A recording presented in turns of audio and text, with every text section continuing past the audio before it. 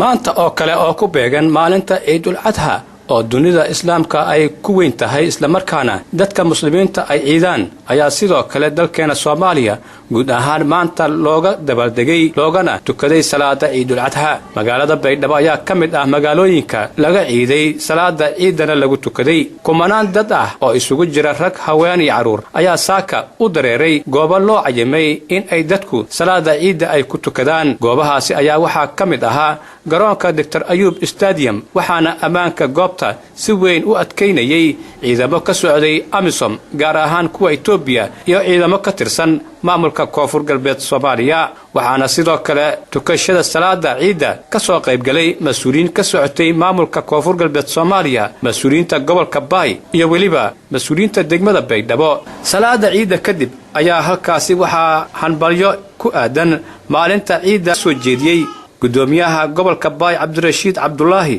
iyo wasiirka beeraha ahna kusimaha madaxweynaha maamulka Koonfur Galbeed Soomaaliya Maxamed Xasan Fiqi زيادة وميل الرأي المسلمين مرحبا بهم الاستيران ميل الرأي صفر حلة وميل الرأي تقراش له المسلمين تبي تصيروا ميل الله مدحونا مامور كوفي قلبت مدن الشريف حسن الشيخ آدم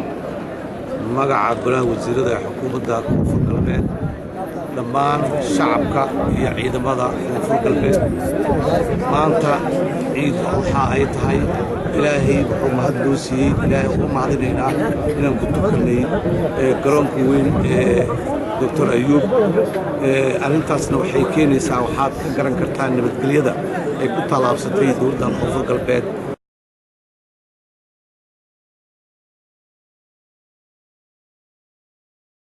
dhanka kale waxa masaakiinta ku nool xerooyinka barakacyaasha magaalada Baydhabo loo qaybiyay hilib luxya ah oo qayb ka ah farxadda Ciidul Adha mid kamid ah mas'uuliinta kaalmadan soo gaarsiiyay dadka masaakiinta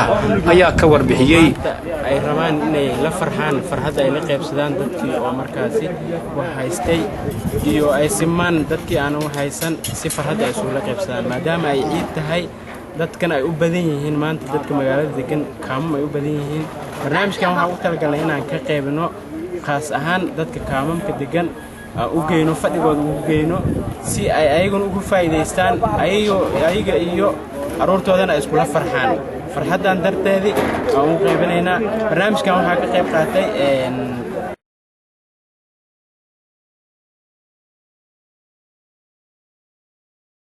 si kastaba ha ahaatee kumanaan dad ah oo u dabaaldegayay maalinta Ciidul Adha isla markaana tukanayay salaada ciida ayaa waxa ay isugu yimaadeen garoonka kubadda cagta ee magaalada Baydhabo Abshir Maxamed Nuur Mandela Royal TV Baydhabo